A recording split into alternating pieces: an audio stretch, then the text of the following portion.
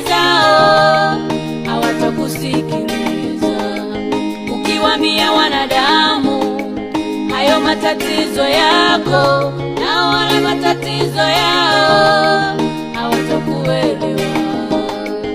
Ukiwaambia wanadamu ukubwa wa shida zako, nao wana shida zao hawatakusikiliza.